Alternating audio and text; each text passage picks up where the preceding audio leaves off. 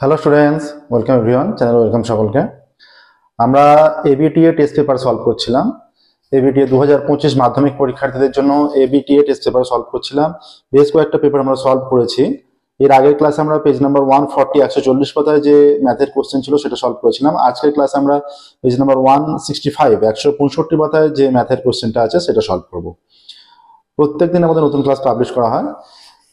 2025 মাধ্যমিক পরীক্ষার্থীদের জন্য আমরা রায় মার্টিন প্রশ্নবিত্র সম্পূর্ণরূপে সলভ করেছি। চ্যানেলের প্লেলিস্টে যাবে, যে কোনো প্রবলেম হলে তোমরা রায় মার্টিন প্রশ্নবিত্রের যে কোনো সমস্যা হলে সেখান থেকে সলভ করতে পারবে। এছাড়া তোমাদের গণিত বইয়ে দশম শ্রেণীর সম্পূর্ণ সলিউশন করা আছে, প্লেলিস্টে চ্যাপ্টার ওয়াইজ রাখা আছে। অন্যান্য ক্লাস 9, 11, 12 সম্পূর্ণ সলভ করা আছে। ঠিক আছে।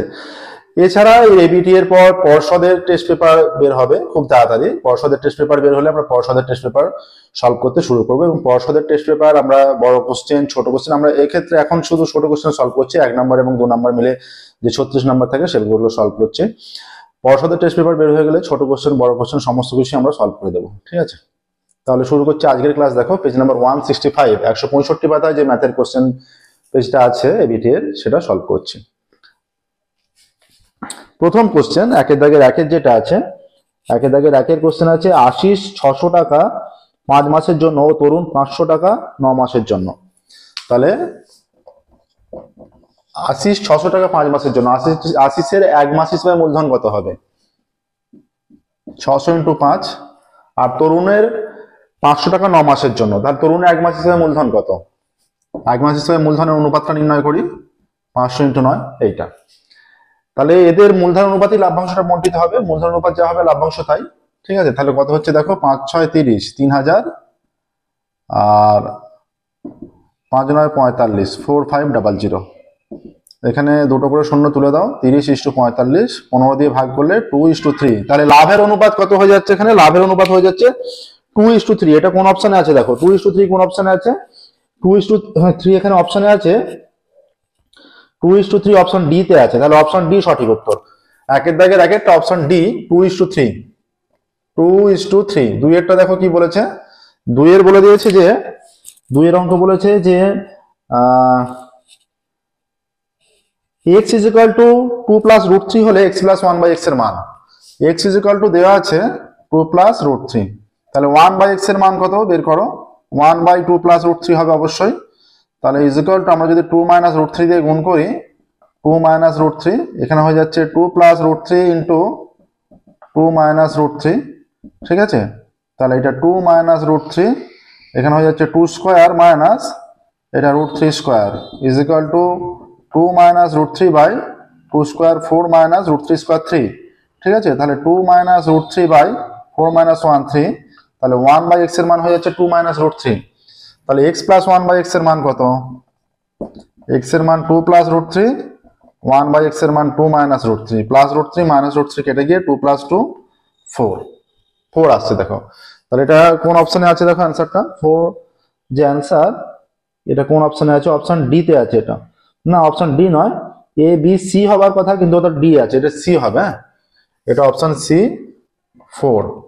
তিনেরটা দেখো এবার, তিনেরটা। তাহলে প্রথম উত্তরটা হয়ে গেল 2:3, তারপর 4।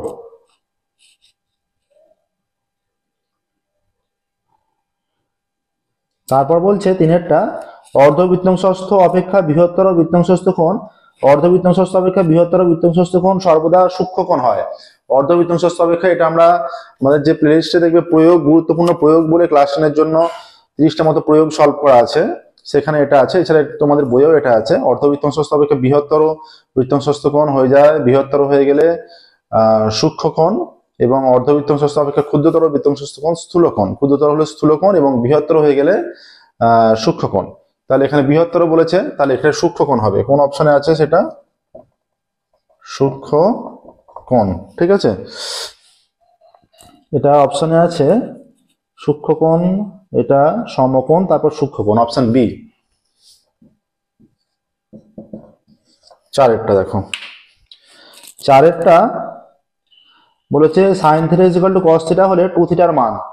sin θ = cos θ হলে 2 θ এর মান চেয়েছে। দেখো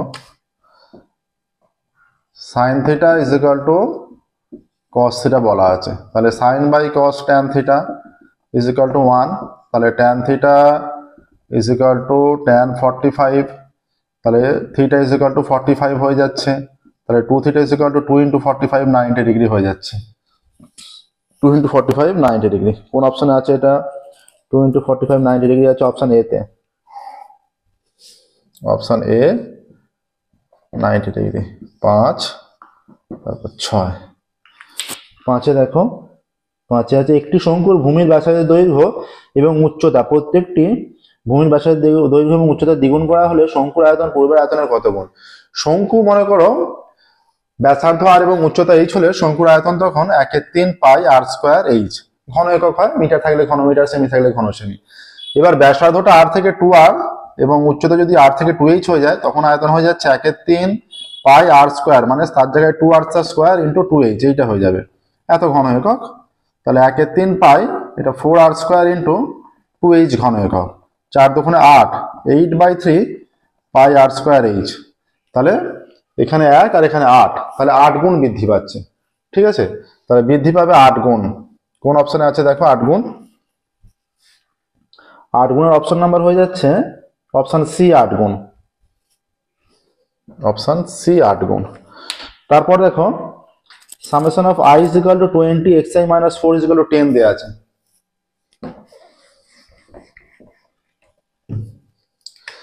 তাহলে সামেশন মানে যোগ, summation of i is equal two 20 xi minus 4, তার মানে x1 minus 4 x2 minus 4, xi এর মানটা 1 2 3 4 করে বসবে, তার সঙ্গে 4 যেহেতু আছে ব্র্যাকেটে, তাহলে xi মাইনাস 4 জায়গায় x1 minus 4 x2 minus 4 x3 minus 4 এইভাবে ক্রমাগত হতে থাকবে, plus x3 minus 4 dot dot dot 20 পর্যন্ত আছে last term, x20 minus 4 is equal to কত বলা আছে? এটা ইজ ইকুয়াল টু 10 বলা আছে। ঠিক আছে, 10 বলা আছে। দেখো তাহলে বলেছে এটা ইজ ইকুয়াল টু 10, x বারের মান চেয়েছে, x বারের মান কত হবে? দেখো এখানে x1 এর সঙ্গে 4 আছে, x2 থেকে 4 বিয়োগ, x3 থেকে 4 বিয়োগ, x20 থেকে 4 বিয়োগ, তার মানে 20 বার মাইনাস 4 আছে, 1 এর সঙ্গে 20 বার, তাহলে এটা হয়ে যাচ্ছে x1 plus x2 plus x3 plus dot dot dot plus x20 minus 4 করে একবারে 80 করে দাও ইজ ইকুয়াল টু 10। অতএব তাহলে উভয় এটা আমরা x1 plus x2 plus x3 plus dot dot dot plus x20 is equal two 10 plus 80। ঠিক আছে, এবার দেখো x বার মানে কি? যেহেতু 20টা টার্ম 20 দিয়ে উভয় দিকে ভাগ হবে নিশ্চয়ই, তাহলে এটা হয়ে যাচ্ছে x বারের মান হচ্ছে x1 plus x2 plus x3 plus dot dot dot plus x20 by 20 is equal to 80 আর 10 90 বাই 20। এইটা হচ্ছে x বারের মান, x20, 20টা টার্মকে 20 দিয়ে ভাগ, সেটা x বারের মান। তাহলে x বারের মান হয়ে যাচ্ছে 0 0 কেটে গেলে 9 এর 2, 9/2 আসছে। দেখো 9/2, 9/2 চলে আসছে, এটা অপশন বি তে আছে, তাহলে অপশন বি 9/2, অপশন বি 9/2। এবার দেখো এটা একের দাগের গুলো কমপ্লিট হলো।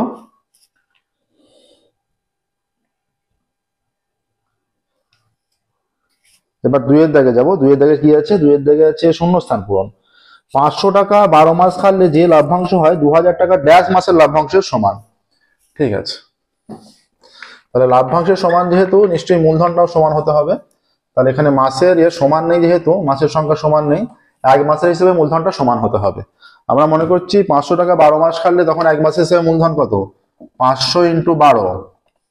ঠিক আছে, 2 এর দাগের একের এটা 500 ইন্টু 12, আমরা মনে হচ্ছে 2000 টাকা টি মাস খাটলে সমান হবে, উভয় লাভ্যাংশ সমান হবে, মানে এক মাসের হিসেবে মূলধন অনুপাতটা সমান হতে হবে, তবেই লাভ্যাংশ সমান হবে। তাহলে এইটা হয়ে যাচ্ছে 2000 টাকা টি মাসের জন্য। তাহলে টি এর ভ্যালু কত হয়ে যাচ্ছে এখান থেকে? T is equal to 500 into 12 by 2000, 500 এটা কেটে গেলে 4 হয়ে যাচ্ছে, 4 এটা 4 দিয়ে 12কে কাটলে 3, টি ইজ ইকুয়াল টু 3। তাহলে 3 মাস হচ্ছে, তাহলে শূন্যস্থানে হয়ে যাবে 3 মাস, এটা শূন্যস্থান পূরণ তো, তাহলে শূন্যস্থানে 3 মাস বসাতে হবে, বা বলছে কত মাসের সমান? ড্যাশ মাসের সমান, শূন্যস্থানে শুধুমাত্র 3 বসবে, মাসটা দেওয়া আছে। এবার 2 একটা দেখো, দুইয়েরটা বলে দিয়েছে যে দুইয়ের অঙ্ক, দুটি বৃত্ত পরস্পরের বহিস্থভাবে স্পর্শ করলে তাদের সাধারণ স্পর্শকের সংখ্যা। দুটো বৃত্ত বহিস্থভাবে স্পর্শ করছে, এই একটা বৃত্ত এই একটা বৃত্ত, মনে করো বহিস্থভাবে স্পর্শ করছে, সাধারণ স্পর্শকের সংখ্যা। এখানে মেনশন করে দেয়নি যে সরল সাধারণ স্পর্শক না তির্যক সাধারণ স্পর্শক, তার মানে যেহেতু সাধারণ স্পর্শক আমরা টোটালটাই নিতে হবে। যদি শুধু সরল বলে দিত তাহলে শুধু সরল নিতাম, তির্যক বলে শুধু তির্যক।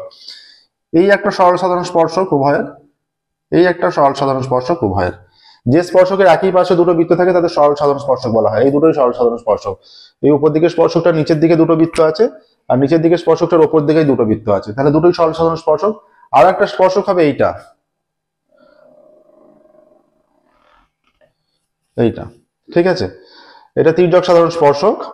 তাহলে দুটো সরল একটা তির্যক। আর দুটো বৃত্ত যদি পরস্পরকে অন্তস্থভাবে স্পর্শ করে বা দুটো বৃত্ত পরস্পরকে বহিস্থভাবে স্পর্শ না করে তখন কটা কি স্পর্শক হবে আমরা অন্যান্য ক্লাসগুলোতে আলোচনা করেছি, তোমরা অন্য পেপারের প্রশ্নগুলো দেখলেই পেয়ে যাবে, ঠিক আছে। তাহলে এই ক্ষেত্রে তিনটি হচ্ছে, দুটো বৃত্ত পরস্পরকে বহিস্থভাবে স্পর্শ করলে সাধারণ স্পর্শকের সংখ্যা তিনটি, তিন, ঠিক আছে। তাহলে প্রথম উত্তরটা হলো 3, দ্বিতীয়টা হলো 3।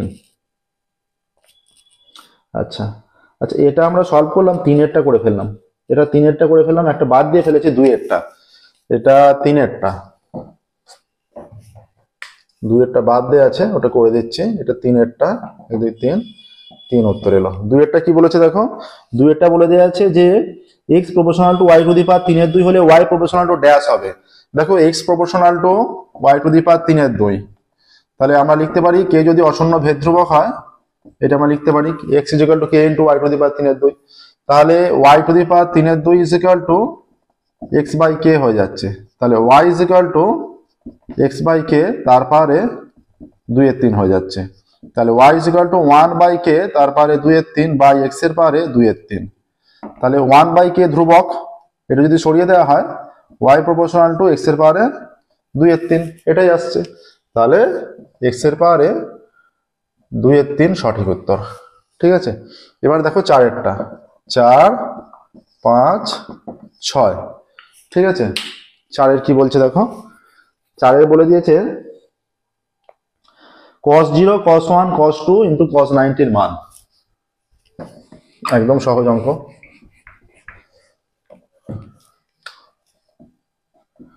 cos 0 cos 1 cos 2 into dot dot dot cos 90 এর মান। cos 0 এর মান 1 into cos 1 into cos 2 into dot dot dot cos 90 এর মান 0, ঠিক আছে। 1 এর সঙ্গে যে কোনো সংখ্যা গুণ করলে সেই সংখ্যাটাই হয়, কিন্তু 0 এর সঙ্গে যে কোনো সংখ্যা গুণ করলে 0 হয়ে যায়, তাহলে এটা হয়ে যাচ্ছে 0, তাহলে 0 অ্যান্সার আসছে পরেরটা 0, ঠিক আছে। এবার দেখো তারপর কি বলেছে 5-এরটা, একটি নিরেট গোলক গলিয়ে একটি নিরেট লম্ববৃত্তাকার চোঙ তৈরি করা হলো, গোলক ও চোঙের ড্যাশ সমান হবে। দেখো নিরেট গোলককে গলিয়ে যতটা আমরা পদার্থ পাচ্ছি সেটা দিয়ে নিরেট চোঙ তৈরি করছি, তার মানে এর যতটা আয়তন ছিল যেহেতু নিরেট, ওর ততটা আয়তন হবে, দুটোই যেহেতু নিরেট আয়তনটা তো একই হবে, যে তার ভেতরে যেটুকু পদার্থ আছে সেটা গলিত পদার্থ আমরা পেলাম, সেটা থেকে আবার নতুন পদার্থ তৈরি করছি। যে পদার্থ শুধু গোলক কেন, অন্য যে কোনো পদার্থই তৈরি করি তাদের আয়তন সমান হবে, তাহলে এখানে সমান হবে, ঠিক আছে। আয়তন ড্যাশ সমান হবে, তাদের আয়তন সমান হবে, যেহেতু নিরেট আয়তন সমান হবে, তাই তো। এখানে কি বলেছে, তাদের গোলক ও চোঙের আয়তন সমান হবে, ঠিক, শূন্যস্থানে আয়তন সমানটা দেওয়া আছে। আচ্ছা, তারপরে একটা তথ্য আছে 6-এরটা, দেখো 2 3 9 10 9 3 10 9, 2 3 9 10 9 3 10 9, এই একটা তথ্য 2 3 9 10 9 3 10 9, ঠিক আছে। কটা আছে 2 3 9 10 9 3 10 9। এদের কি চেয়েছে, এদের সংখ্যাগুরু মান। সংখ্যাগুরু মান মানে যে মানটা সবচেয়ে বেশি বার আছে, সর্বাধিক বা সর্বোচ্চ যে মানটা সেটা নয়, সবচেয়ে বেশি বার যে মানটা আছে। এটাকে যদি আমরা ছোট থেকে বড় আকারে সাজিয়ে নিই, 2 একবার, 3 এখানে দুবার, তারপরেই আছে 9 একবার 2 3 3বার, তারপরে 10 দুবার, 2 3 5 6 7 8, 3 দুবার আছে, 10 দুবার, কিন্তু 9 আছে 3বার, তাহলে সংখ্যাগুরু মান কত, সংখ্যাগুরু মান হয়ে যাচ্ছে 9, সংখ্যাগুরু মান 9, ঠিক আছে। এইটা আসছে দেখো, সংখ্যাগুরু মান 9 আসছে, দেখো তাদের সংখ্যাগুরু মান ড্যাশ দেওয়া আছে, তাহলে সংখ্যাগুরু মান হয়ে যাবে 9, ঠিক আছে।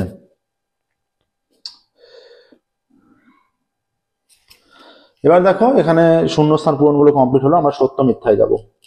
সত্য মিথ্যায় যাব এবার।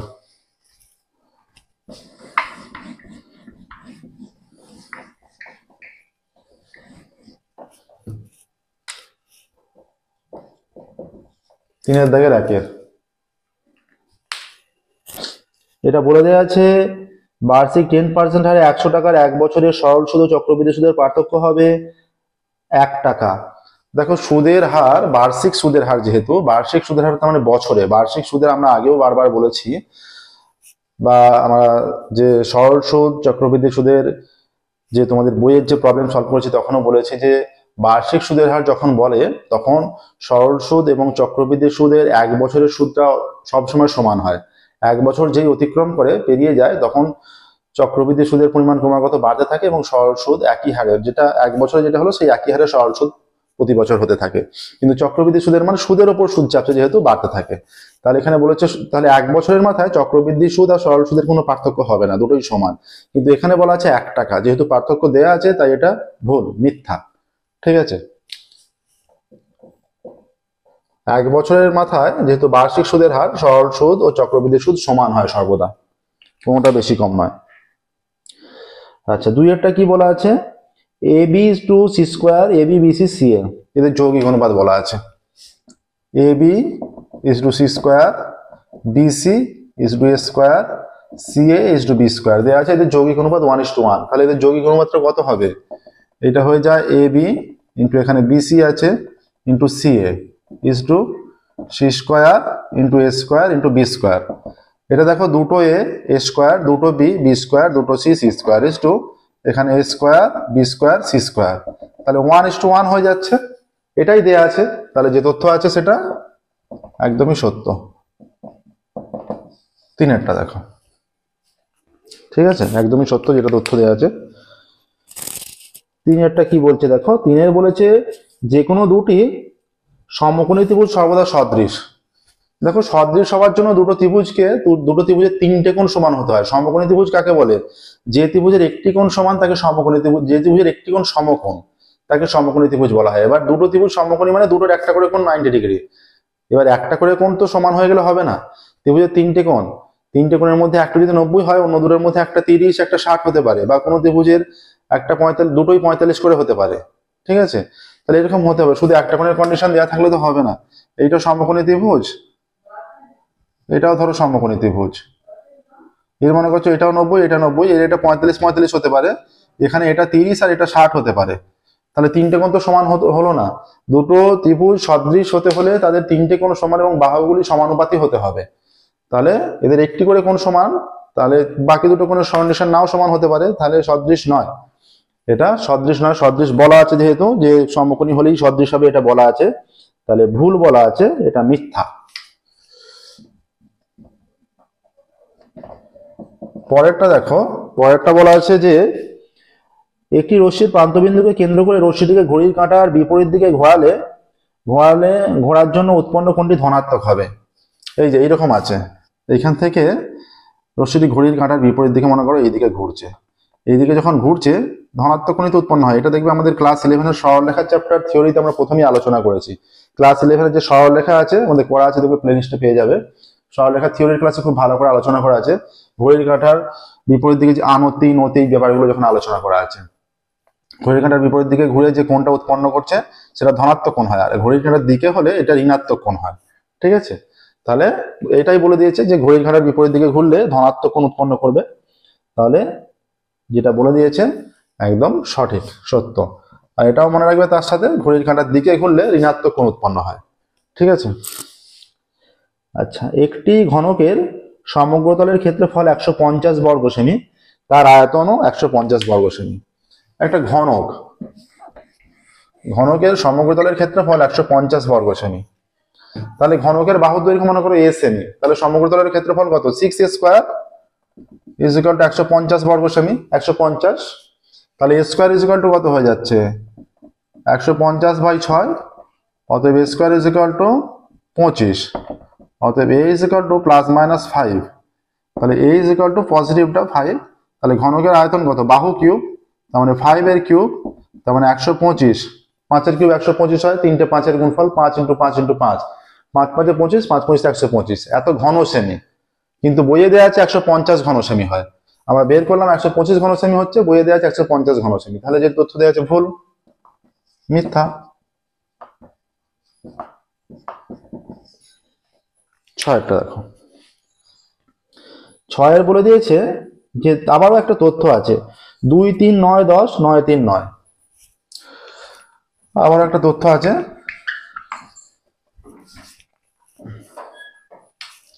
তথ্যটা হচ্ছে 2 3 9 10 9 3 9, এইরকম 2 3 9 10 9 3 9। তাহলে 7টা আছে এখানে, 2 3 9 10 9 দেওয়া আছে, 2 3 9 10 9 3 9। তথ্যের মধ্যমার মান 10, তথ্যের মধ্যমার মান 10 দেওয়া আছে। আমরা যদি এটাকে সাজাই দেখো ছোট থেকে বড় আকারে, 2 3 দুটো 3 আছে, 3টে 9 আছে, 10 এটা আছে, 1 2 3 4 5 6 7, 7টা মান আছে। ঠিক আছে, 7টা মান। তাহলে 7টা বিজোড় সংখ্যক পদ থাকলে মাঝের পদটা মধ্যমা হয়ে যায়, আর জোড় সংখ্যক পদ থাকলে মাঝের পদ দুটো হয়ে যায়, তখন সেই দুটো সমষ্টি বাই 2, সেটা মধ্যমা। এখানে বিজোড় সংখ্যক পদ দেখো, এই যে এদিকে 3টে পদ আর এদিকে 3টে পদ, মাঝের পদ এই 9টা, তাহলে মধ্যমা কত হয়ে যাচ্ছে 9। তাহলে কিন্তু দেয়া আছে মধ্যমা 10, ঠিক আছে, তাহলে মিথ্যা হলো। দেখো 3-এর দাগেরও কমপ্লিট হলো সম্পূর্ণরূপে। এবার আমরা 4-এর দাগে যাব, 4-এর দাগের অঙ্কে যাচ্ছি। দেখো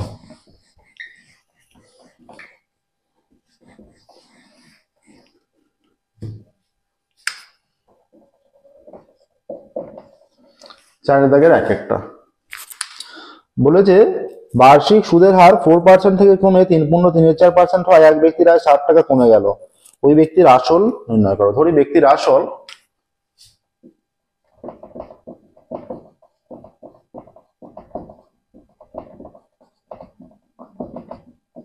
P টাকা,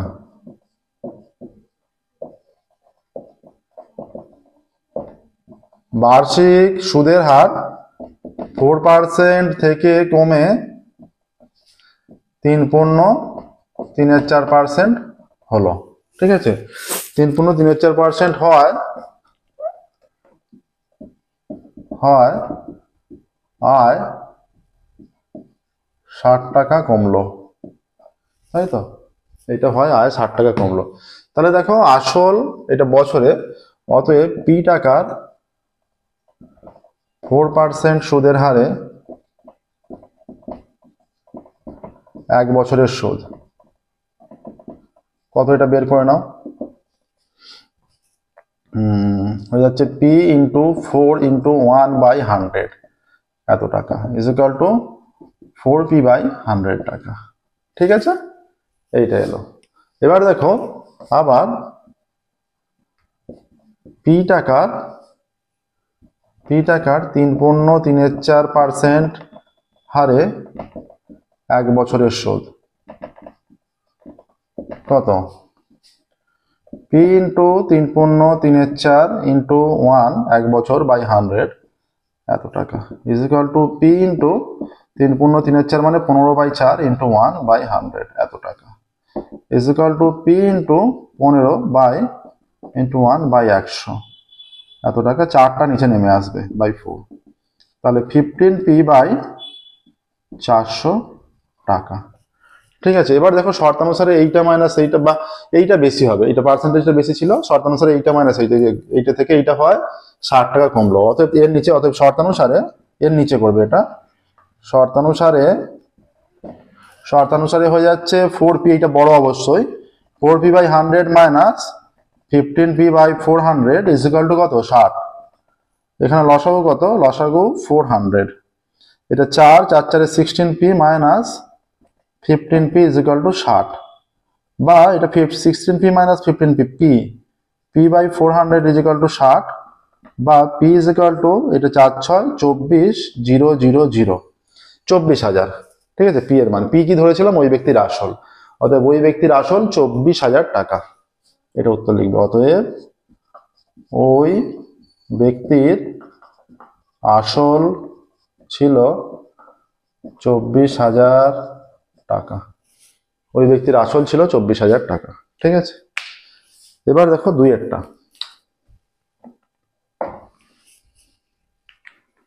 দুইয়েরটা কি বলছে দেখো,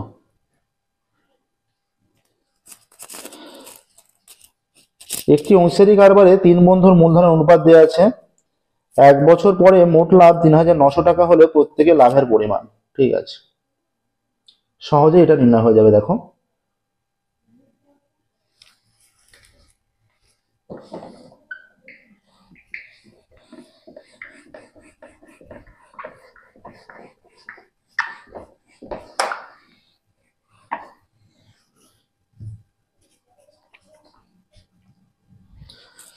আচ্ছা, অংশীদারি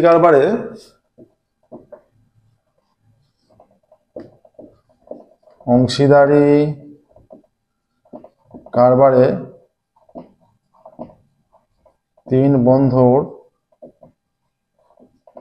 মূলধনের অনুপাত। অংশীদারি কারবারে তিন বন্ধুর মূলধনের অনুপাত। অংশীদারি কারবারে তিন বন্ধুর মূলধনের অনুপাত 1/4:1/3:1/2। 1/4:1/3:1/2 এটা দেওয়া আছে। এটাকে আমরা ভগ্নাংশে না রেখে পূর্ণ সংখ্যায় নিয়ে চলে আসছি। 4, 3, 2 এদের লসাগু কত? 12। তাহলে 12 দিয়ে গুণ করলে এটা হয়ে যাচ্ছে 3, এটা 12 দিয়ে গুণ করলে এটা হয়ে যাচ্ছে 4, এটা 6। 3:4:6। ঠিক আছে, বছরের শেষে লাভ হয় 3,900 টাকা। বছরের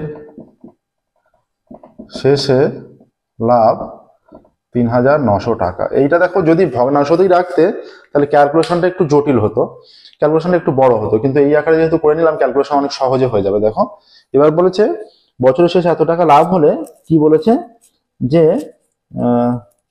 প্রত্যেকের লাভের পরিমাণ, অতএব প্রথম বন্ধন লাভের পরিমাণ, অতএব খুবই সহজ অঙ্ক। দেখো প্রথম বন্ধুর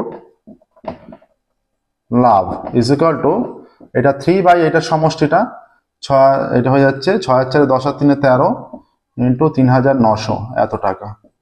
3 13 39 300, এটা হয়ে যাচ্ছে 3 তারিখে 900 টাকা। তাহলে প্রথম বন্ধুর লাভ 900 টাকা। অতএব দ্বিতীয় বন্ধুর লাভ কত? 4/13 ইন্টু 3,900 টাকা। 300 3 4 1200 টাকা। অতএব তৃতীয় বন্ধুর love is equal two 6 6/13 into 3900 এত টাকা 300। তাহলে 3 6 18 00 1800 টাকা এইটা হয়ে যাচ্ছে। দেখো ঠিক আছে, তাহলে তিন বন্ধুর লাভ আমরা পেয়ে গেলাম, প্রথম বন্ধুর লাভ, দ্বিতীয় বন্ধুর লাভ, তৃতীয় বন্ধুর লাভ। দেখো নির্ণয় হয়ে গেছে, একদম সহজ অঙ্ক। এত সহজ অঙ্ক আশা করি পাবে না। এবার আমরা যাবো 3-এরটায়, বলছে প্রত্যেকের লাভের পরিমাণ কত। ঠিক আছে, প্রত্যেকের লাভের পরিমাণ নির্ণয় হয়ে গেছে। দেখো 900 1200 1800, 900 1200 1800। এবার 3-এর অঙ্কটা কি বলছে? 3-এর অঙ্কটা বলে দিয়েছে যে পি এর কোন মানের জন্য একটা সমীকরণ আছে, সমীকরণের সমান ও বাস্তব বীজ থাকবে তা নির্ণয় করো। পি এর কোন মানের জন্য 3-এরটা। এটা স্টেটমেন্টটাও লিখে দেবে অবশ্যই, যেটা আমার লেখা হলো না, যে তিন বন্ধুর লাভ যথাক্রমে এত এত এত টাকা। তিন বন্ধুর লাভ যথাক্রমে 900 1200 এবং 1800 টাকা। এইভাবে স্টেটমেন্টটা লিখবে। প্রত্যেকটা অঙ্কের স্টেটমেন্ট অবশ্যই লিখবে। 2-এর দাগ থেকে শুরু, মানে 2 নাম্বার থেকে শুরু করে যেগুলো 2 নাম্বার অঙ্ক, 2 নাম্বার 3 নাম্বার 4 নাম্বার, সেই সমস্ত প্রত্যেকটা অঙ্কের স্টেটমেন্ট অবশ্যই লিখতে হবে। বলছে সমীকরণ দেওয়া আছে x² plus p minus 3x plus p, x² plus p minus 3x plus p is equal to 0। ঠিক আছে, x² plus p minus 3x plus p is equal to 0। এই সমীকরণের বীজদ্বয় বাস্তব ও সমান। এই সমীকরণের বীজদ্বয় বাস্তব ও সমান। ঠিক আছে, অতএব নিরূপক কত? নিরূপক ইজ ইকুয়াল টু b², এটা b, p মাইনাস 3 তার হোল স্কয়ার মাইনাস 4, a এর মান 1, c এর মান p। তাহলে নিরূপক হয়ে যাচ্ছে এটা p² minus 2 into p into 3 plus এটা 9² 3² 9 হয়ে যাবে। এটা 3 স্কোয়ার বা -3 স্কোয়ার যাই বলো, একবারে আমরা বসিয়ে দিচ্ছি। এটা হচ্ছে P square -6p plus 9 -4p is equal two P square -10p plus 9। ঠিক আছে, পি স্কোয়ার -10p প্লাস 9। যেহেতু বীজদ্বয় বাস্তব সমান, অতএব শর্তানুসারে নিরূপকের মান 0 হয়। বীজদ্বয় বাস্তব সমান হলে শর্তানুসারে P square -10p plus 9 is equal to 0, বা এটা মিডল ফ্যাক্টর চলে যাবে, বা P square -9 plus 1p plus 9 is equal to 0, বা P square -9p minus P plus 9 is equal to 0, বা পি কমন নিলে p -9 মাইনাস 1 কমন নিলে p -9 is equal to 0। ঠিক আছে, বা p -9 into p -1 is equal to 0। অতএব p -9 is equal to 0, অতএব p is equal two 9। p is equal two 9 হচ্ছে একবার। আবার এখানে চলে আসছে p -1 ইজ ইকুয়াল টু 0 করলে p ইজ ইকুয়াল টু 1 আসছে। এবার অ্যান্সার লিখবে, অতএব p এর মান 9 অথবা 1, p এর মান 9 অথবা 1, p এর মান 9 অথবা 1, এটাই অ্যান্সার।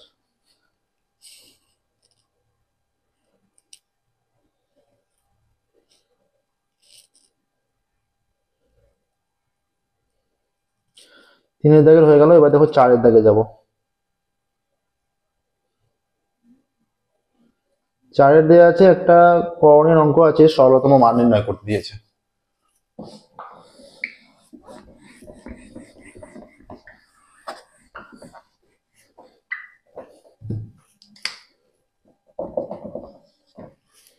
চারের যে অঙ্কটা আছে সেটা হচ্ছে 1/√2 + 1 plus 1/√3 plus √2, 1/√2 plus 1 plus 1/√3 plus √2 plus 1/√4 plus √3, 1/√4 plus √3। ঠিক আছে, আচ্ছা, ইজ ইকুয়াল টু 1 বা এটা 1 এর সঙ্গে উপর নিচে আমরা √2 - 1 দিয়ে গুণ করছি।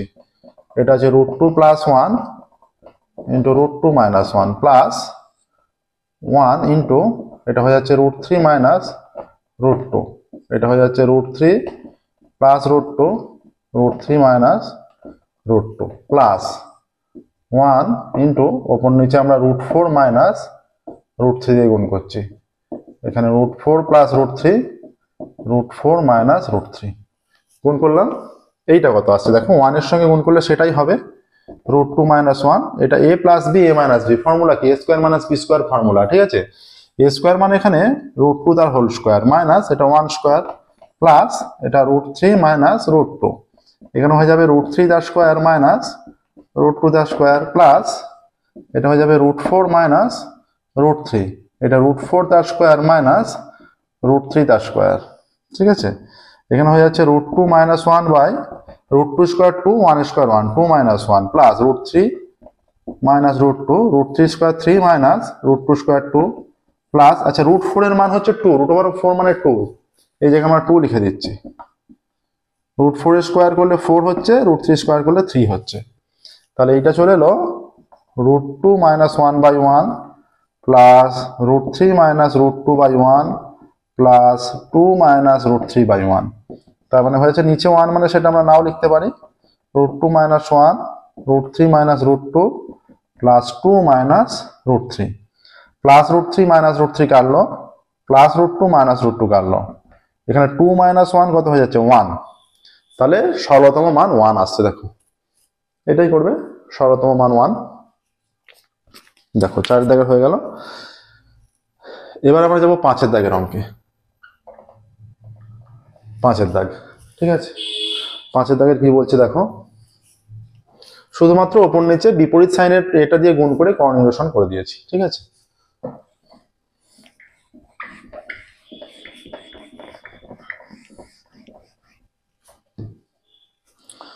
পাঁচের দাগের এখানে বলে দেওয়া আছে, একটি বৃত্তে দুটি জ্যা এবি ও এসি পরস্পর লম্ব, এবি 4 সেমি ও এসি 3 সেমি বৃত্তের ব্যাসার্ধের দৈর্ঘ্য নির্ণয় করো। বৃত্তের চিত্র অঙ্কন করবে স্কেল পেন্সিল কম্পাস ইউজ করে। একটা বৃত্তে দুটো যায় এবি ও এসি, এটা আমরা এ কি বলেছে এবি ও এসি। এবি কত বলেছে? এবি 4 সেমি, তাহলে এইটা বড়টা এবি নাও, এটা এবি 4 সেমি আর এইটা এসি 3 সেমি। আমরা এইটা যখন যদি হয় এটা বিসি যোগ করলে এটা অবশ্যই কেন্দ্র দিয়ে যাবে এবং এটাই হয় বৃত্তের ব্যাস। ঠিক আছে, এটা কেন্দ্র ও দিচ্ছি। ও কেন্দ্রবৃত্তে এবি ও এসি যা দুটি পরস্পর লম্ব। ও কেন্দ্রবৃত্তে ধরি ও কেন্দ্রীয় বৃত্তে এবি ও এসি দুটি জ্যা পরস্পর লম্ব। ঠিক আছে, আচ্ছা এবি সমান 4 সেমি ও এসি সমান 3 সেমি। এবি সমান 4 সেমি ও এসি সমান 3 সেমি। ঠিক আছে, হলে বৃত্তটির ব্যাসার্ধের দৈর্ঘ্য নির্ণয় করতে বলেছে। তাহলে এই ক্ষেত্রে যেহেতু এখানে বলেছে এবি ও এসি পরস্পর লম্ব, কোণ যেহেতু কোণ CAB is equal two 90 degree, অতএব কোণ সিএবি অর্ধবৃত্তস্থ কোণ, অর্ধবৃত্তস্থ কোণ, অতএব বিসি বৃত্তের ব্যাস। ঠিক আছে, বিসি বৃত্তের ব্যাস, তাহলে বিসি বের করলেই আমরা ব্যাসার্ধ পেয়ে যাব। অতএব ত্রিভুজ এবিসি থেকে পাই, অতএব ত্রিভুজ এবিসি থেকে আমরা কি পাচ্ছি? তাহলে বিসি এটা সমকোণ, এর বিপরীত কোণ বাহুটা অতিভুজ বিসি স্কোয়ার, তার মানে অতিভুজ square is equal to AB square plus AC square. অতিভুজ স্কোয়ার ইজ ইকুয়াল টু ভূমি স্কোয়ার প্লাস লম্ব স্কোয়ার, পিথাগোরাসের যে উপপাদ্য। তাহলে বিসি স্কোয়ার বিসি তার square, B C square, AB কত 4, এটা 4 স্কোয়ার প্লাস এসি কত 3 স্কোয়ার। তাহলে BC square is equal to 16 plus 9, তাহলে BC square is equal to 16 আর 9 25, অতএব BC is equal to plus minus 5, অতএব বিসি ইজ ইকুয়াল টু 5, পজিটিভটা গ্রাহ্য হবে। অতএব বৃত্তের ব্যাস, অতএব বৃত্তের ব্যাস সমান 5 সেমি, অতএব বৃত্তের ব্যাসার্ধ is equal two 5/2 semi is equal two 2.5 semi. বৃত্তের ব্যাসার্ধ আমরা পেয়ে গেলাম 2.5 সেমি। দেখো এটাই অ্যান্সার, বৃত্তের ব্যাসার্ধ 2.5 সেমি অ্যান্সার। দেখে নাও প্রসেসটা একদম সহজভাবে করে দেওয়া আছে।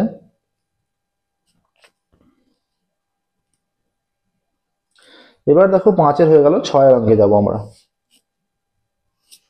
নেক্সট দেখো 6-এর অঙ্ক।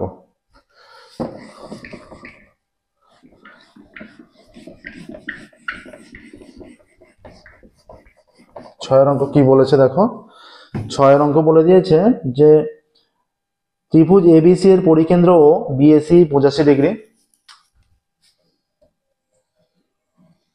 এটা একটা ত্রিভুজ, এটা মনে করো এবিসি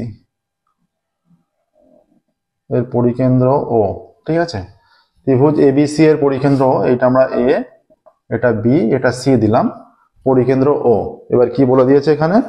এখানে বলা আছে বিএসি 85, এ কোণ 85 ডিগ্রি, সি কোণ 55 ডিগ্রি।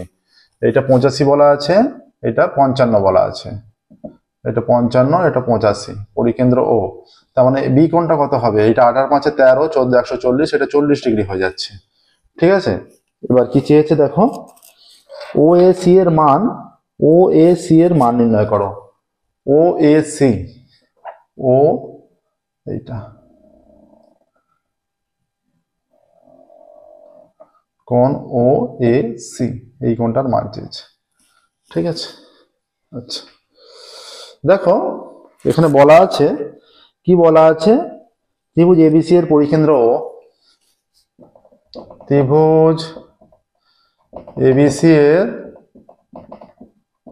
পরিকেন্দ্র ও বলা আছে। ঠিক আছে, ত্রিভুজ এবিসি এর পরিকেন্দ্র ও, তারপরে যেটা দেয়া আছে ত্রিভুজ এবিসি এর পরিকেন্দ্র বিএসি 85 ও বিসিএ 55, কোণ বিএসি ইজ ইকুয়াল টু 85 আর কোণ BCA is equal to 55, BAC 85 ও বিসিএ 55, তাই তো।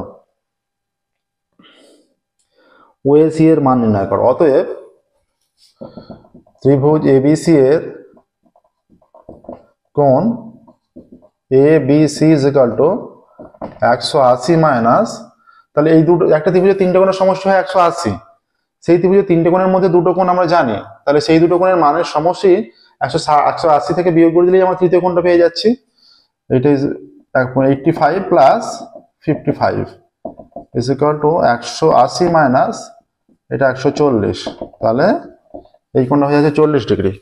এবার দেখো এসি বৃত্তচাপের ওপর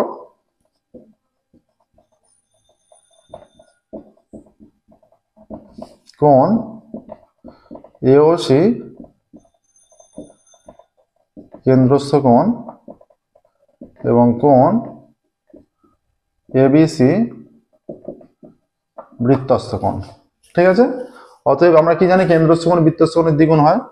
অতএব কোণ এওসি সমান 2ABC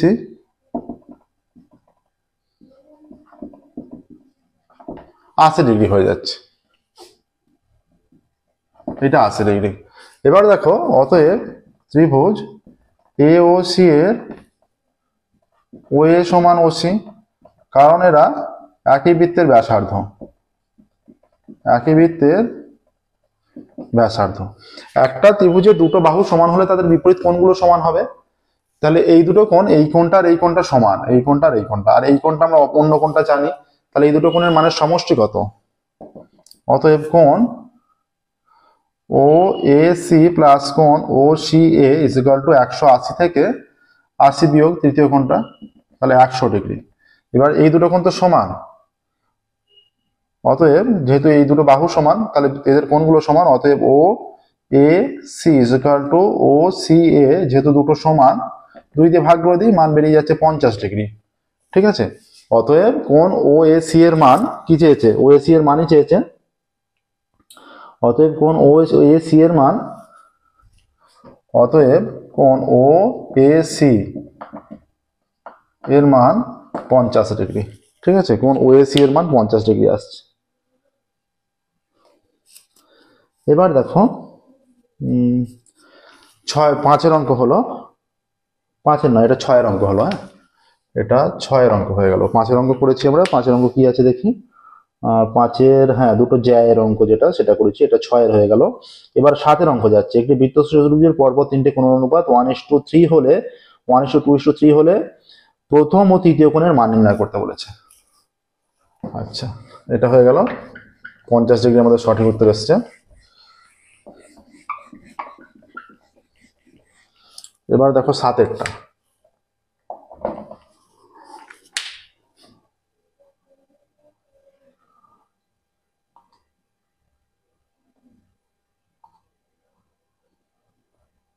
দেয়া আছে একটি বৃত্তস্থ চতুর্ভুজের পরপর তিনটি কোণের অনুপাত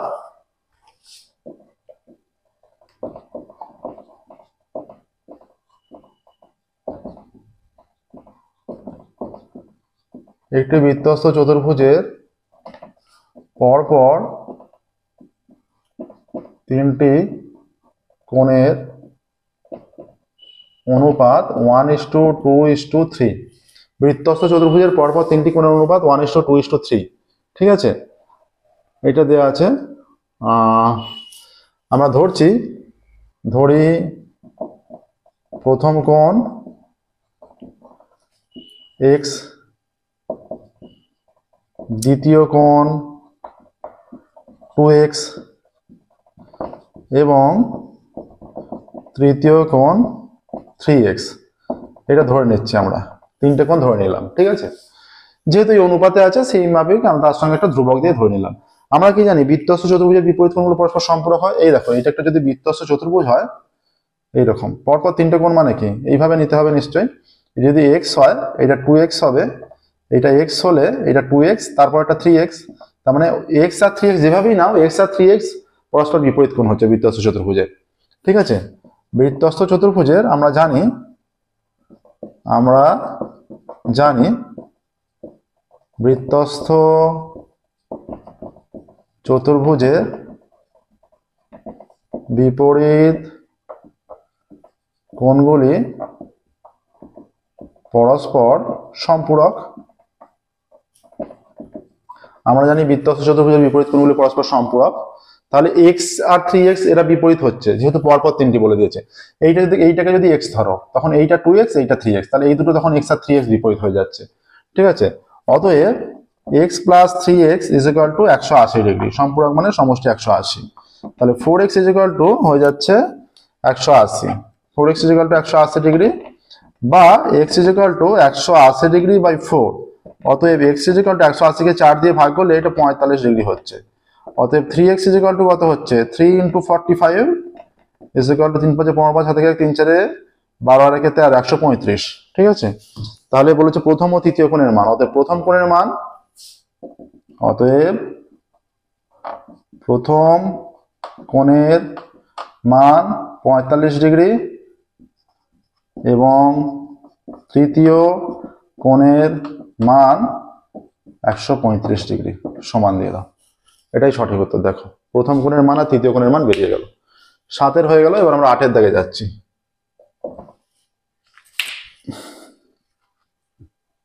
8 দাগের অঙ্ক কি বলা আছে, 2x is equal to 3 sin theta. আচ্ছা, এখানে থিটা অপনয়ন করে এক্স ওয়াই এর মধ্যে সমীকরণ নির্ণয় করতে হবে, এক্স ওয়াই এর মধ্যে সম্পর্ক নির্ণয় করতে হবে।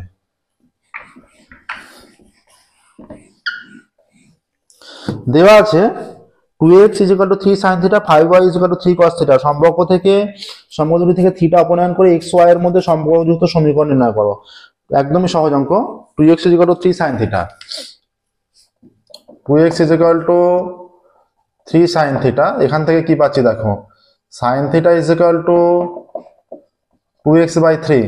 ঠিক আছে, sin theta is equal to 2x by 3। আর একটা কি আছে, 5y ইজ ইকুয়াল টু, তাহলে এখানে sin square theta is equal to কত, অতএব sin square theta is equal to 2x by 3 তার হোল স্কয়ার। অতএব sin স্কয়ার থিটা সমান এটা হয়ে যাচ্ছে 4x স্কয়ার বাই 9। ঠিক আছে, আর একটা কি দেয়া আছে, 5y is equal to 3 cos theta, 5y is equal to 3 cos theta. অতএব cos theta is equal to 5y by 3। অতএব যদি হোল স্কয়ার করে দেওয়া হয় উভয় দিকে, cos square theta is equal to 5y by 3 তার হোল স্কয়ার। অতএব cos square theta is equal to 25y square by 9 এইটা আসছে। ঠিক আছে, আমরা কি জানি, আমরা জানি sin square theta plus cos square theta is equal to 1, তাই তো? আমরা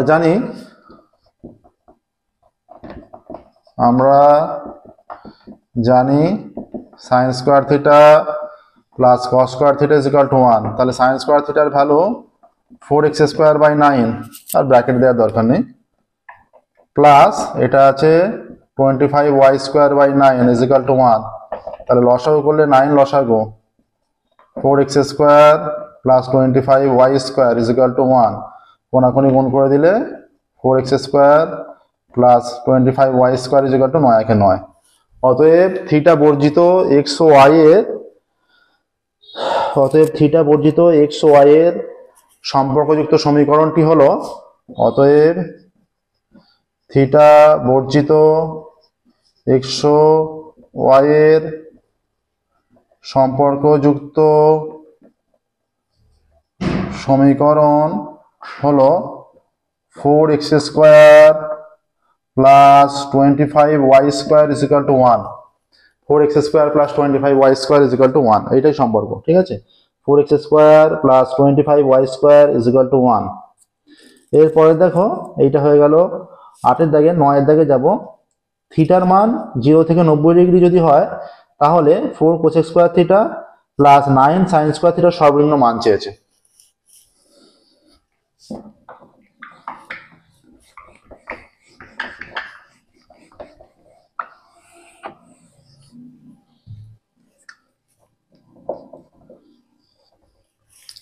দেখো, আচ্ছা দেখো এখানে দেওয়া আছে 4 cosec square theta plus 9 sine square theta, দুটোই স্কোয়ারে আছে। যেকোনো যেহেতু স্কোয়ার, যেকোনো কিছু স্কোয়ার, এগুলো আমরা বুঝতেই পারছি পজিটিভ মান হবে যেহেতু বর্গ। সাইনের মান সাইনের মান -1 থেকে 1 এর মধ্যে হয়, এবার সাইন স্কোয়ারের মান 0 থেকে 1 এর মধ্যে, মানে পজিটিভ এলেই বর্গ হয়ে যাচ্ছে। ঠিক আছে, তাহলে আমরা জানি যে কোনো কিছুর whole square is equal to greater than is equal to 0। তাহলে সেরকম ভেবে তোমাকে মানগুলো নিতে হবে। যেহেতু পজিটিভ মান হবে, তাহলে আমরা এখানে বলছি আমরা জানি যে কি আছে 4 cosec square theta. 4 cosec square theta কার whole square? 2 cosec theta whole square. তাহলে আমরা নিচ্ছি এখানে 2 কোসেক থিটা মাইনাস 2 কস নয় cosec theta, 4 cosec square theta plus 9 sine square theta. 2 cosec theta minus এটা 3 sine theta whole square, 9 sine square, 3 sine square, 3 sine theta তার whole square. এই যে whole স্কোয়ারটা সর্বদা greater than is equal to 0, তোমরা জানো নিশ্চয়ই, এটা সর্বদা greater than is equal to 0। তাহলে আমরা যদি সূত্রে ফেলি, এই যে এটা হয়ে যাবে 2 কোসেক থিটা তার whole square minus 2 into 2ab, 2 into 2 cosec theta into 3 sine theta, 2ab হলো এই যে 2, এটা a এটা b, প্লাস 3 সাইন থিটার হোল স্কোয়ার, তাই তো 3 সাইন থিটা তার whole square greater than is equal to 0। অতএব এইটা হয়ে যাচ্ছে 4 কোসেক স্কোয়ার থিটা মাইনাস 2 দুগুণে 4, 3 4 12, কোসেক মানে 1 by sine theta into sine theta আছে, এটা মাইনাস সাইনের হোল স্কোয়ার আকারেও নিতে পারো, কোনো অসুবিধা নেই। আচ্ছা এটা হয়ে যাচ্ছে plus 9 sine square theta greater than is equal to 0, এটা সাইন কেটে গেল, তাহলে হয়ে যাচ্ছে 4 cosec square theta plus 9 sine square theta minus 12 greater than is equal to 0। ঠিক আছে, এবার 4 cosec square theta plus 9 sine square theta greater than is equal to কত আসছে? 12টাকে ডান দিকে নিলে বা উভয় দিকে 12 যোগ করলে greater than is equal two 12 আসছে। তাহলে এই যে এই মানটা, এর মানটা হয়ে যাচ্ছে হয় 12 বা তার চেয়ে বড়, এর মানটা হয়ে যাচ্ছে হয় 12 বা তার চেয়ে বড়। তাহলে এর সর্বনিম্ন মান কত?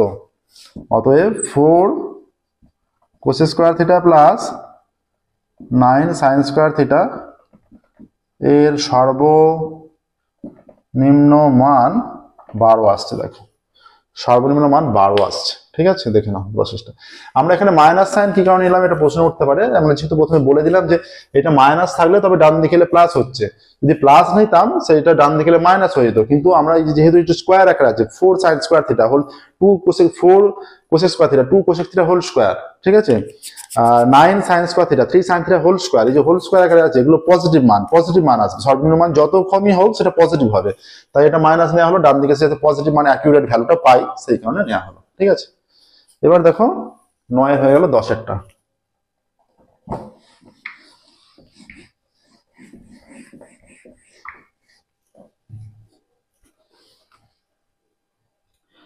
দশের বলছে একটি লম্ববৃত্তাকার শঙ্কুর উচ্চতা 12 সেমি, আয়তন 100 পাই ঘন সেমি, তির্যক উচ্চতা নির্ণয় করো। লম্ববৃত্তাকার শঙ্কুর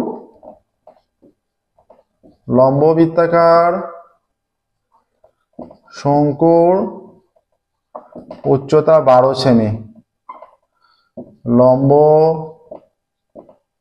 বৃত্তাকার শঙ্কুর আয়তন ইজ ইকুয়াল টু 100 পাই ঘন সেমি। লম্ববৃত্তাকার শঙ্কুর উচ্চতা 12 সেমি আর লম্ববৃত্তাকার শঙ্কুর উচ্চতা দেওয়া আছে 12 সেমি আর আয়তন 100 পাই ঘন সেমি। ঠিক আছে, আচ্ছা শঙ্কুটির তির্যক উচ্চতা নির্ণয় করতে বলেছে। আমরা ধরছি এখানে দেখো, আমরা এখান থেকে উচ্চতা আছে, আমরা ব্যাসার্ধ বের করে নেব, ব্যাসার্ধ বের করে নিয়ে তারপর তির্যক উচ্চতা বের করব। ধরি শঙ্কুর ব্যাসার্ধ, শঙ্কুর ব্যাসার্ধ is equal two r semi. অতএব শঙ্কুর আয়তন কত হচ্ছে? 1/3 পাই r স্কোয়ার ইন্টু h এর জায়গায় 12, এত ঘন সেমি। এইটা কেটে যাচ্ছে 4 is equal two 4 pi r square ঘন সেমি। আয়তন এটা বলা আছে আবার, তাহলে শর্তানুসারে 4 পাই r square is equal two 100 পাই। তাহলে এটা 4 পাই দিয়ে কেটে গেলে বা r স্কোয়ার, এটা 100 পাই বাই 4 পাই, অতএব R square is equal to, এটা হয়ে যাচ্ছে কেটে গেলে 25 হয়ে যাচ্ছে। অতএব R is equal to plus minus 5, অতএব আর ইজ ইকুয়াল টু 5। অতএব শঙ্কুর ব্যাসার্ধ 5 সেমি। শঙ্কুর ব্যাসার্ধ হয়ে যাচ্ছে 5 সেমি। ঠিক আছে, আমরা ধরি শঙ্কুর তির্যক উচ্চতা এল। ধরি শঙ্কুর তির্যক উচ্চতা এল সেমি।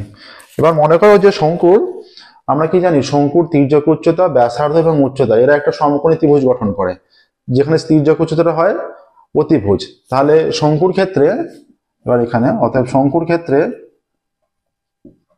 ক্ষেত্রে তির্যক উচ্চতার অতিভুজ, তো তাহলে L square is equal to R square plus H square হয়, তির্যক উচ্চতা যেহেতু অতিভুজ। তাহলে বাকি দুটোর ভ্যালু আমাদের জানা। এল স্কোয়ার, আর এর মান কত, আর এর মান এখানে নির্ণয় করছি 5, এইচ এর মান কত 12। অতএব L square is equal to 25 plus 144, অতএব L square is equal to 169। অতএব L is equal to plus minus 13, অতএব এল ইজ ইকুয়াল টু 13। অতএব শঙ্কুর এইভাবেই নির্ণয় করতে হবে। অতএব শঙ্কুর তির্যক উচ্চতা 13 সেমি। শঙ্কুর তির্যক উচ্চতা 13 সেমি। ঠিক আছে, দেখো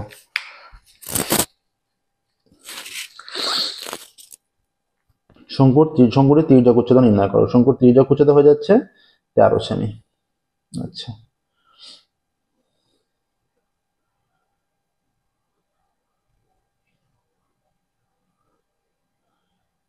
এবার দেখো সর্বনিম্ন মান নির্ণয় করলাম, তির্যক উচ্চতা নির্ণয় করলাম। 11টা একটি নিরেট গোলকের বক্রতলের ক্ষেত্রফল এস, আয়তন বলা আছে ভি। 11 অঙ্কে যাচ্ছি।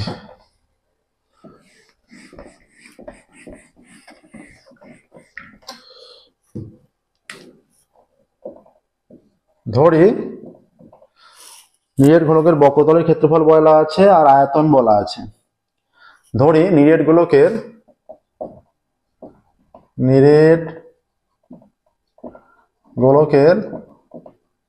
ব্যাসার্ধ সমান আর একক। প্রদত্ত নিরেট গোলকের বক্রতলের ক্ষেত্রফল সমান এস, এত ঘন একক, বা এটা শুধু এস দেওয়া আছে, ঘন একক দেওয়া নেই। ঠিক আছে, আর নিরেট গোলকের আয়তন সমান ভি। ঠিক আছে, তাহলে শর্তানুসারে এস ইজ ইকুয়াল টু কি হবে? অতএব শর্তানুসারে এস ইজ ইকুয়াল টু বক্রতলের ক্ষেত্রফল কি হয়? 4 পাই আর স্কোয়ার, এত বর্গ একক, আর V is equal to 4/3 pi R cube ঘন একক। এই দুটো। ঠিক আছে, এবার কি বলেছে এখানে বলে দিয়েছে এস কিউব বাই ভি স্কোয়ারের মান কত। অতএব S cube by V square সমান এস কিউব মানে এসটা 3 বার, 4 পাই আর স্কোয়ার ডট, এটা ডট গুণ চিহ্ন, 4 পাই আর স্কোয়ার, আর এটা V R cube V square মানে এটা 2 বার, 4/3 pi R cube into 4/3 pi R cube. ঠিক আছে, এইখানে দেখো এটা হয়ে যাচ্ছে, এই আর 3টে আর স্কোয়ার হলে আর6 হয়, আর 2টো আর কিউব হলে আর6 হয়, কেটে যাচ্ছে। এই পাইয়ের সঙ্গে এই পাই, এই পাইয়ের সঙ্গে এই পাই কেটে গেল। ঠিক আছে, ওপরে কি পড়ে আছে? ওপরে 4 4 4 16, 4 16 64 পড়ে আছে, আর এইটা উল্টে গেলে 9 বাই 4 4 16 পড়ে আছে, আর ওপরে একটা পাই পড়ে আছে। এইটা 4 16 64 4 হয়ে যাচ্ছে, 4 9 36 পাই। অতএব S cube by V square এর মান হয়ে যাচ্ছে, এস কিউব বাই ভি স্কোয়ারের মান 36 পাই। ঠিক আছে, দেখো এস কিউব বাই ভি স্কোয়ারের মান আসছে 36 পাই। দেখুন প্রসেসটা, এস কিউব বাই ভি স্কোয়ারের মান 36 পাই। এবার দেখো এটা 11 হয়ে গেল, 12 অঙ্কে যাব।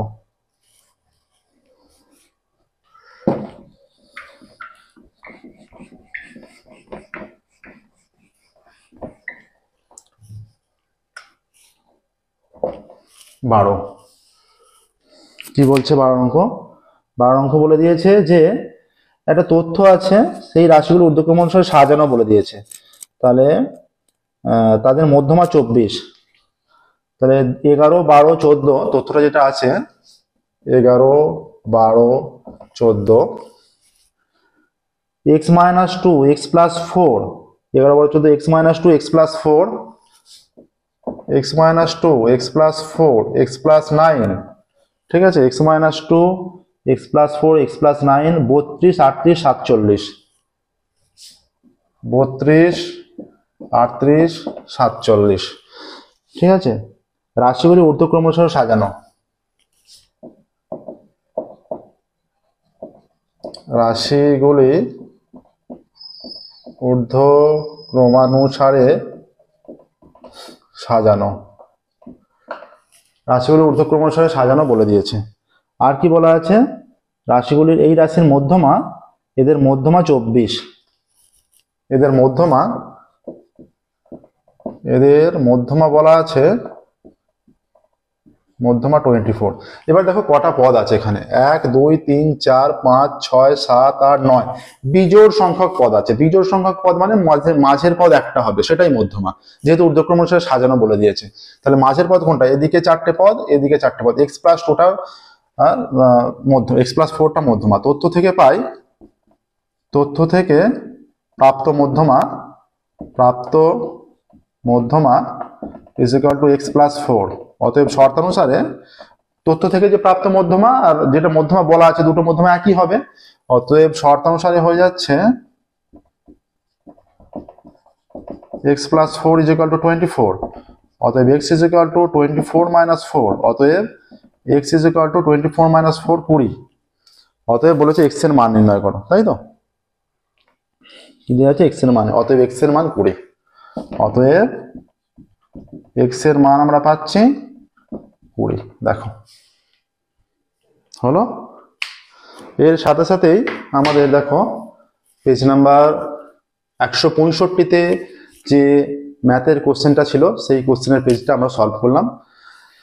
1 2 3 এবং 4-এর দাগ 36 নাম্বার টোটালি কমপ্লিট হলো। ঠিক আছে, আজকের ক্লাস আমরা এখানেই স্টপ করব। ভিডিওটি নিশ্চয়ই তোমাদের ভালো লেগেছে। ভিডিওটি ভালো লেগে থাকলে ভিডিওটি অবশ্যই লাইক করবে, চ্যানেলটি সাবস্ক্রাইব করবে এবং নোটিফিকেশন অন করবে, যাতে পরবর্তী ভিডিওগুলো পাবলিশ করার সাথে সাথে তোমরা নোটিফিকেশন পেয়ে যাও। পরবর্তী ক্লাসগুলো আমরা পাবলিশ করার সাথে সাথে যতদিন না পর্ষদের টেস্ট পেপার বের হচ্ছে, আমরা এবিটিএ টেস্ট পেপার সলভ করতে থাকবো। পর্ষদের টেস্ট পেপার বের হয়ে গেলে আমরা পর্ষদের টেস্ট পেপার সলভ করব। প্রত্যেকদিন আমাদের নতুন ক্লাস পাবলিশ করা হয়। ক্লাস 9 থেকে ক্লাস 12-এর সম্পূর্ণ সিলেবাস আমাদের প্লেলিস্টে সলিউশনে পেয়ে যাবে। এছাড়া মাধ্যমিক পরীক্ষার জন্য রায়-মার্টিন সলিউশন, সালের কোশ্চেন সলভ করা আছে, এবিটিএ সলিউশন, পর্ষদের টেস্ট পেপার সলিউশন, সমস্ত কিছুই পেয়ে যাবে। ঠিক আছে, আজকের ক্লাস এখানেই স্টপ করছি। পরবর্তী ক্লাসে পরবর্তী যে এবিটিএ টেস্ট পেপারের পেজ আছে ম্যাথামেটিক্সের, সেই ম্যাথামেটিক্সের পেজটা সলভ করবো। Okay, thank you very much everyone.